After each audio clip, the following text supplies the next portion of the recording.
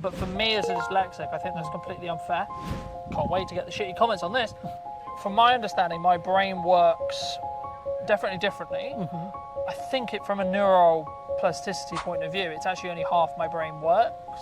To quote, overcome dyslexia. People who maybe didn't have that, didn't have the correct upbringing from a psychology point of view, we know that the first 0 to 7, they're children, people, humans, are sensory sponges. They'll pick up nuance, they'll pick up energy, they'll pick up everything, right?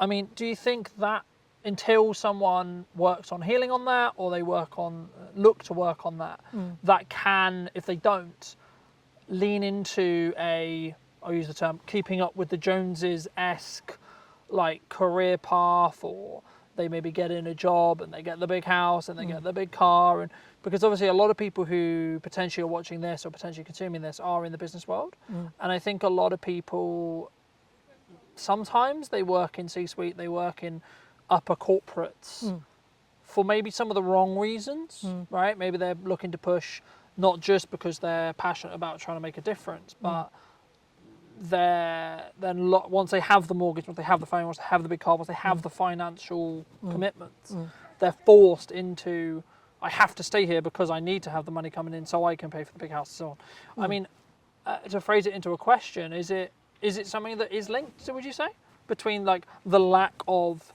self-belief, self-esteem, self-love, and then sort of pushing towards maybe doing more keeping up with the Joneses-esque activities when you're older?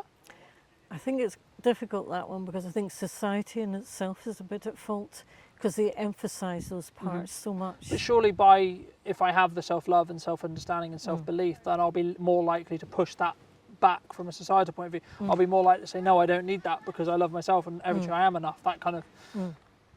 Do you think, or do you think it's just some people are that way?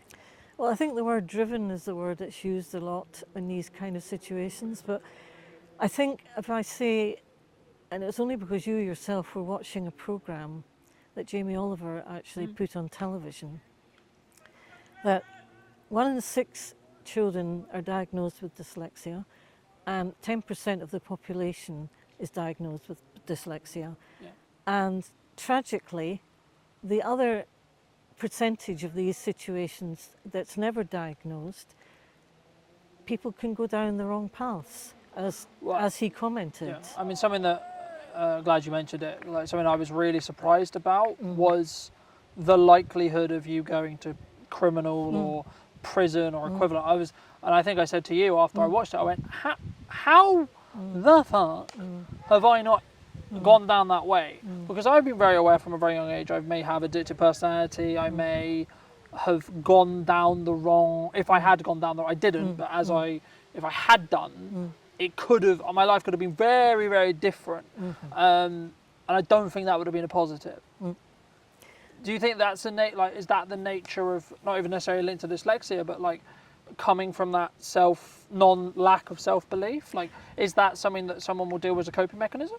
Well, I think the key point that he brought up, and it was you who discussed that, because I didn't see it as such, is that those who are not diagnosed with dyslexia or any form of SEN are lost in a system, and they are therefore unable to overcome it.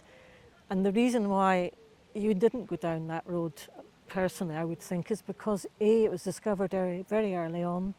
You were supported by myself and both the 3 schools that you went to in total, which were all chosen quite well, and especially the final one where there was more money to invest in Hampshire.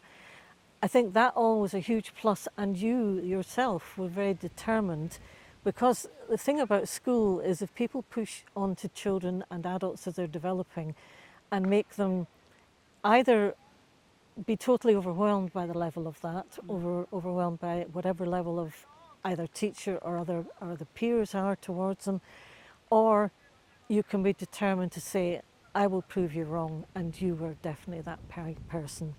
And you were very determined, especially by secondary, that you were going to prove these people wrong because of what they thought and what they felt. And in fact, you did.